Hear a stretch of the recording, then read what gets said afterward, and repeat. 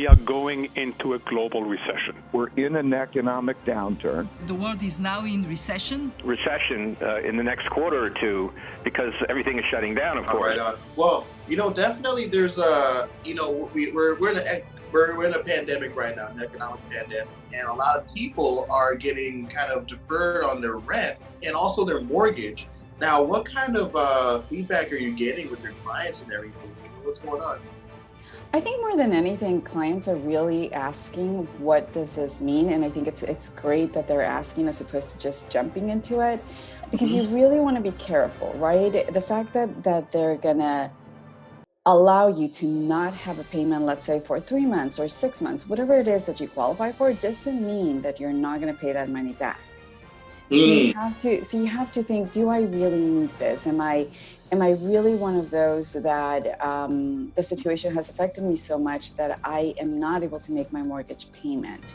And that's the question that you have to ask yourself, because one thing is to say, well, I'm not going to have a mortgage payment for 3 months, but then what happens at the end of 3 months?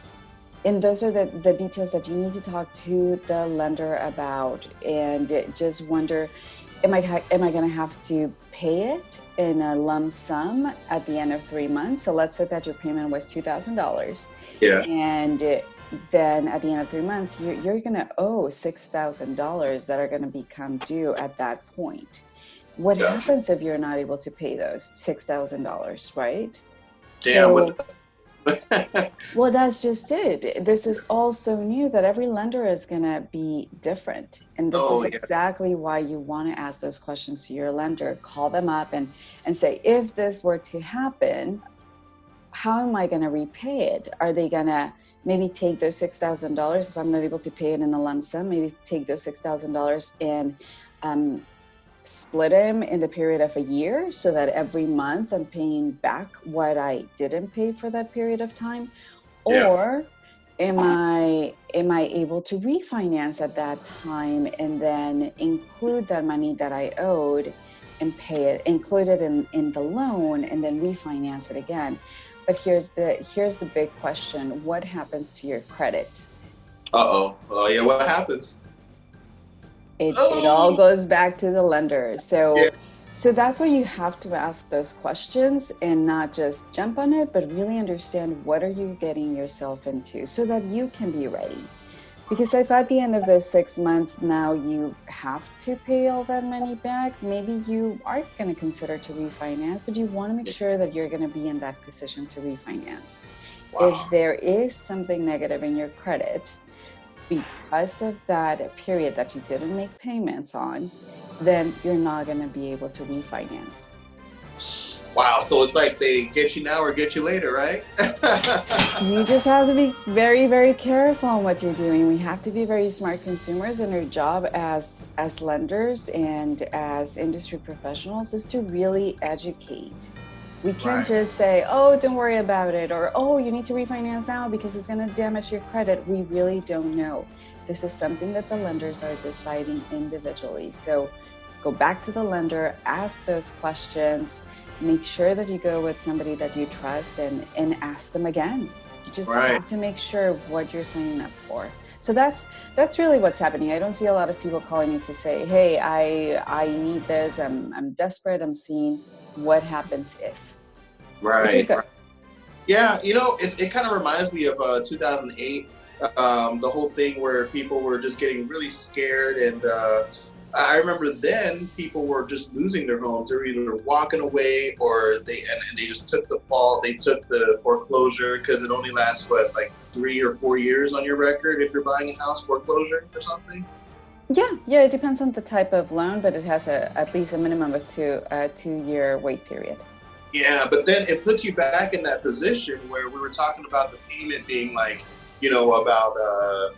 2,000 something, and that's because of all these different factors. So if you factor in, if you walked away from your home before, or you were missed a couple of recorded payments, then the next time you do something this big or this valuable, you're going to be paying premium.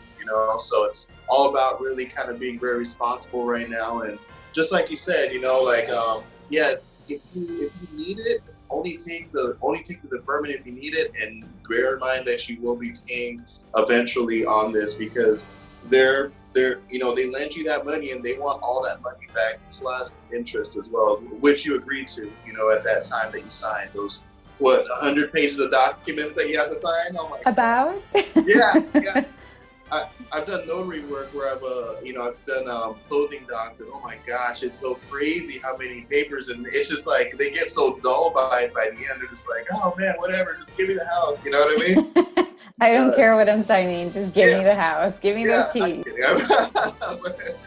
definitely.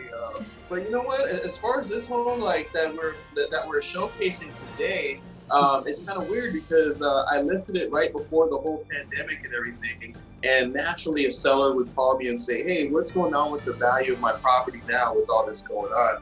And I'd like to just assert that real estate prices are emotional. So people's emotions are going to dictate what the prices are. However, it's a very slow moving type of sap. It's not going to be right away. If the prices do fall, it's not going to fall like the next day. It'll take months for that to happen. So if you're currently trying to purchase a property, you're not going to buy it for $300 now and then it's going to go to $150 next month. Or I don't see in the future that ever happening that bad. What do you think about the prices overall? One of the biggest difference between 2008 and what we're seeing now is back in 2008, I mean, there was an abundance of homes in the market, right? Yeah, there were. So if you just think of the simple demand and supply. Okay. Right? Oh, yeah. So what happens when you have a lot of supply? The value goes down. Like toilet paper is only $3. You know what I mean? Exactly. Yeah. So, do we have a lot of homes in the market? Do you see an excess of supply in the market now? Right now, I don't see an excess of too much supply. I think it's kind of medium, just from my take. Yeah, and that's exactly right. We don't have an excess of properties out there. It's not.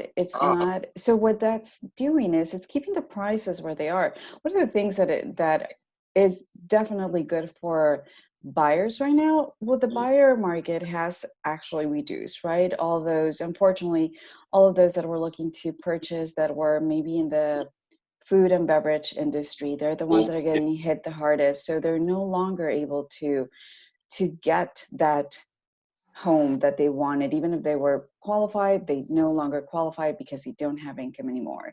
So what that's doing is reducing the amount of buyers. However, you still have a very stable market. So prices are really not dropping. You have sellers that would be willing to do concessions with their listings burning. Oh yeah, I know, right? Yeah. So, but that's a reality. So if before you had a buyer competing with 20 others offers, you may have a buyer now competing with 10 offers, right? Yeah. Because that's the very solid buyer that's still out there. Now, for you as a listing, and maybe you can talk about this a little bit, what would you rather do? Would you rather have a property in the market for another 4 months, not knowing where it's leading, or would you rather give maybe lender credit? Oh my gosh, days on the market is everything to me. I pride myself on not having too many days on the market, but when it's almost like as if you're on the market like a piece of food or something, you know what I mean? It goes stale after a couple of weeks, you know what I mean? What's wrong with it? How come no one's taking it? Or an empty restaurant, it's like, why is no one going in that restaurant? Is it not that good? So yeah, I don't want to say that to someone who I'm dealing with directly, but yeah, I would be very excited to see the offers, you know what I mean? Right. Yeah. No, you're absolutely right. I mean, you want to make sure that you have a solid sale, right? Yeah. You have, your job is to sell that house as soon as possible. So you're going to be more willing to negotiate. That's what I'm seeing. I'm not seeing prices drop. I'm not seeing appraisals coming in under. I'm seeing more willingness to negotiate and get the transaction closed as soon as possible. Oh yeah, I mean, not to be too like forthcoming by what's going on like currently in negotiations, but basically it's like right now I'm noticing that like I'm not like a big time like pusher of people or like, oh yeah, this and that, like Wall Street, but I can get pretty strategic on people. And I'm noticing that like my bullets are dinging off of the side of the tank. You know what I mean? I'm like, wait a minute, they're not going for that. I'm like, sometimes I bark and they're like, okay, we'll do it. But now they're like, nah, we'll but I'm like, okay, yeah, I see you are valuable to be going house hunting with a face mask on. You know what I mean? Oh my gosh, yes, yes. So I mean, like I was pretty wowed at the amount of showings that were going on the property that we're talking about right now during this whole thing. I was like, what? People are all calling, and it was crazy because I personally got calls from a lot of people saying, hey, what's going on with the market? What's up? And I really feel like the emotions are still there where real estate is still maintaining its buoyancy in this crazy storm that's going on, which is pretty crazy because usually when I first got my real estate license in 2007, I didn't use it till 2010. But when I got my license, the first thing I remember the lady telling me was that real estate leads the economy. So it's like she said, basically, like anything that happens to the economy happens to real estate first. But this time around, it seems like real estate's taking like a shotgun seat or like, maybe sitting in the back. And the people who are really getting it first are what you were saying, the workers. Like, I feel sorry for the people that I just went to a restaurant I took my little 8-year-old daughter to a restaurant. Like, I see, like, I remember the people there because they were so nice. But, I'm like, damn, where are they now? Are they, at home, like, wondering where their next paycheck's coming from? Do they have dreams and aspirations for the year? Real estate people like us, we are already bred to be wild. Like, you know what I mean? Like, we know how it is to go without a paycheck for a while. So, Commission only. Yeah, so we're like, oh, okay, what's this, regular life? But the normal, everyday, average Joe, they're not able to, go hop on and do a Zoom meeting because they have to wait for their boss to say that it's okay. You know what I mean? Yeah. We're like the speedboat. We could like turn and pivot whatever we want, but they're on a cruise ship. They're on a bus. You know what I mean? They can't really turn around and all that. But as far as the home in question, again, referring back to that, the reason why I really like this one is that it's a 4-bedroom. And for any kind of family, you know what I mean? Like a small one to a medium-sized one, that's excellent. It's 1 story, meaning that you don't have to worry about a lot of the plumbing and things that go in a 2-story home and, kids running upstairs, you know what I mean? Like, and all that, and people falling downstairs, yada, yada. The lot, it's on the tip of the cul-de-sac, meaning that, like, the yard is so huge that, you could basically do anything. You could throw 2 pools in there. And, what I'm really trying to veer around to say is that the rent on a property like that would be about $2,000, maybe $1,900 to $2,000. And what were you saying the payment would be on a conventional again? So I did some numbers for you, and I have 2 payments, basically your FHA and your conventional. So on an FHA loan, your buyer is going to come in with 3.5% down, which is $10,500. And then the interest rate today is 2.75. Now this is for a buyer with a 750 FICO score. Disclaimer, 750 FICO score. 2.75% on the interest rate is unheard of. When was the last time you heard under 3? Man, that's like Honda financial numbers, you know what I mean? Exactly.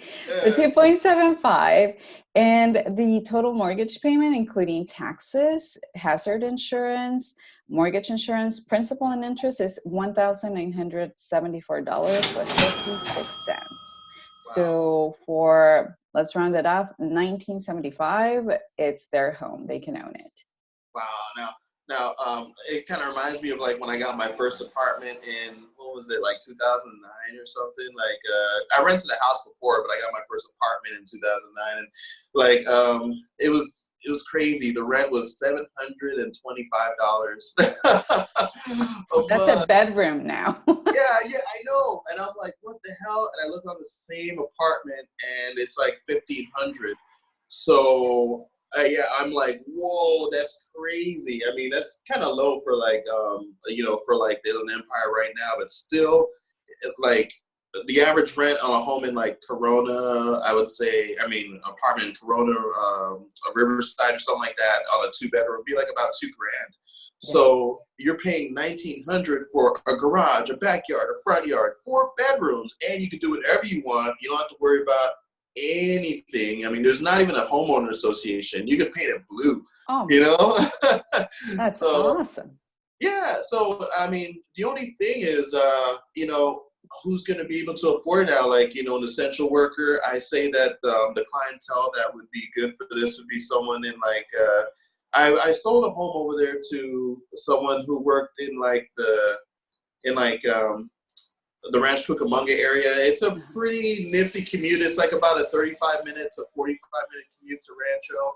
To LA, it's a little bit longer. If you work anywhere in like San Bernardino or Redlands or anything, you could cut right up through the 74 or sorry, one of those like little freeways. I forgot what the hell it was called, but it's like a 10-minute trip. It's a pretty crazy home, and I don't know. It was built in 2006, so it has those new features, those bigger bedrooms and things like that. A lot of homes that were built in the 80s, the 70s, they still have those like small room features, and they're not as big and grand as the homes that were built after the 2000s. You know, so yeah. Now, as far as lending, do you think that somebody's going to have more of a problem qualifying now because of this thing? Like, are lenders being a little bit more like on the fence about people, or what? Well, you know, naturally guidelines are getting a little bit tighter. So for example, FHA, you were able to qualify with 580 on your FICO score. Now your minimum FICO score is 620, which is still low, right? It's still doable, and you want to be in the best position to do that. So concerns with closing the transaction, as long as they're employed and they've been employed for 2 consecutive years, they have their documents in order. No, there's really no concerns when it comes to closing. I heard this theory that if you were in school for a year and a half and then you go directly into a job of the field that you were in school for, the year and a half of school will count as work history. Is that correct? Well, the year and a half at school, and it goes for any profession that you are studying for. So let's just say that you're in school for 2 years and you're going to become an IT person, right? Then you graduate in January and you find your job in March and you start working, and now you're making $120,000. Yes. You will qualify for under the amount of $120,000 because you were in school and now you're actively working in your profession. Okay. So that is definitely something that we are doing. Now, however, if you were just going to community college and now you got a full-time job, you are going to need those 2 years of work history in that full-time job in order to qualify. Oh, gotcha. So Wow. it's for those college graduates that this program is available. And again, even if you didn't work in those 2 years or 4 years that you were in school and all of a sudden you graduated and now you have a job within your profession, then you qualify with that salary, even if you have 2 paychecks in. Wow, that's cool. Okay, that sounds good. Also, as far as like the lending practices that people have, is it kind of, are they more apt to do like down payment assistance programs these days, or is that kind of pulled off the shelf like completely? Well, CalHalf is here in business. CalHalf is in business where you really want to keep your finger on the pulse is what's happening with those programs, right? I said, if the interest rates are going up, what's going to happen to that client of yours? Are they still going to qualify if all of a sudden the interest rate goes up and then CalHalf is going to increase their interest rate? Wow. So that's where you want to be careful. How long is it taking them to close? Now, is it 40 days? Is it 45 days? And what's the risk that you're going to be willing to take as a consumer? Am I willing to be in this program and have that silent loan? Let's remember that it's a silent loan. There's no free money. Right. Silent loan, and they're going to have to pay it later when they refinance a house. So I, as a buyer, am I willing to risk not qualifying for that property if the interest rate all of a sudden hikes up. Wow. Okay. So Got it. Well, questions that you definitely want to consider before you get yourself into those programs.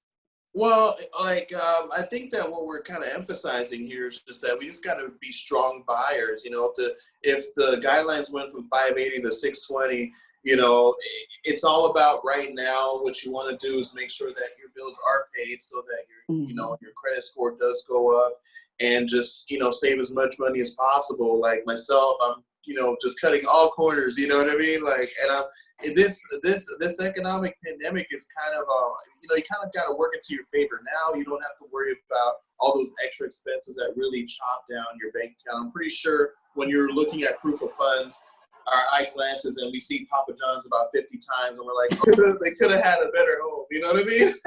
Or, you know, just stuff like that. You know, just I think that this time it can be a very good time for people to just like really strengthen themselves. To no matter if the market, you know, goes down a lot or if it just stays stagnant, you win anyway. Because if it stays stagnant, you know that you're purchasing something that's really worth it and like withstands, like, you know, all this crazy, you know, stuff. And if it goes down, then hey, you just got yourself a deal, and let's, you know, let's ride that roller coaster, you know.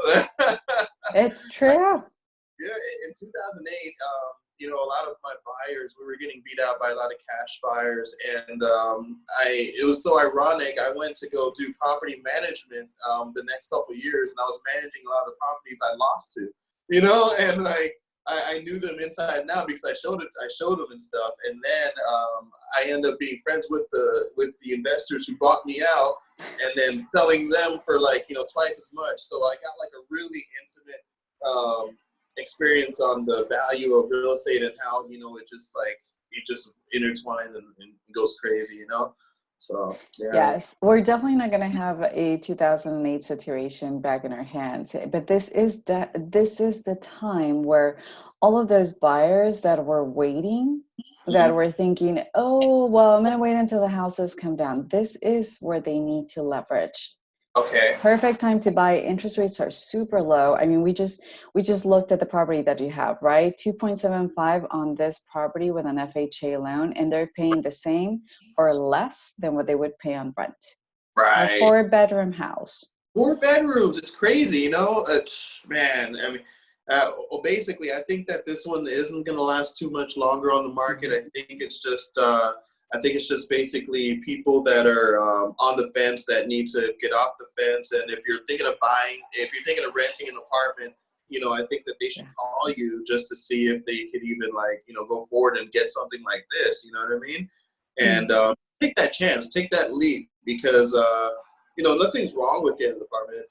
It's definitely you know, it works in certain situations. However, if you have the chance to actually purchase, you know, a piece of this beautiful country that we have here, Right. You know, it's definitely worth it to, you know, at least give it a shot. And a 4-bedroom home, I mean, 2-bedroom apartment, oh my gosh, I mean, a 4-bedroom apartment. Imagine how much you think that's going to go for. A 4-bedroom apartment, it's like probably 28, 29, something. So yeah. Plus your deposit, plus the last month of rent. Yeah. And the first month of rent. So just in those 3, it's probably going to be the same as if you were going to do the down payment on the FHA loan. And no appreciation, right? No appreciation. No, you're just throwing it away. Yeah. Someone else is definitely picking up that, you know, that appreciation in the market if it goes up even better. Now, another one I just wanted to ask you. Now, people are asking me about, you know, a lot of my sellers are saying, like, okay, I sold a home for about $1,050,000 back in October, and at that price point, I noticed that things were a little bit different than they are at like the 300,000 mark and everything like that. Do you notice anything that's different in this market to, you know, people in that bracket as well? Absolutely. If you talk about what sector of the industry has been severely impacted, is that sector, the non-conforming loan, what we call your non-QM. And that loan, that bank statement loan, that loan that was a jumbo that you were qualifying with 12 months of bank statement as opposed to your taxes, That's the product that has basically evaporated from the market. It used to be that you could find a jumbo loan with a 10% down, a 5% down. Now your jumbo loan is going to be at least 20 or 25%, which is what we're seeing, 25% down on that property. We can still do the bank statement at New American Funding. We have our non-QM 12 months and 6-month bank statement loan, which is fantastic and is backed by your own portfolio. So there's really no risk there. But I tell you, that's the sector of the market that evaporated. You don't have those lenders anymore coming in with 5% on a jumbo or 10% on a jumbo. The big banks are taking a step back, and we do have that product. We do carry it, and we carry it with a lot of security because it's ours. So in our case, we're able to still generate a bank statement loan with 25% down on a jumbo. Wow, gotcha. Yeah, it has changed. Yeah, it has. I noticed it was changing when we were getting the property too. Like prices were kind of going down a little bit. And I fully advised my client as well. I said, hey, like, what do you want to do? But they really liked that home. And it was a really wonderful one. And I'm glad that they were able to take advantage of that 10%.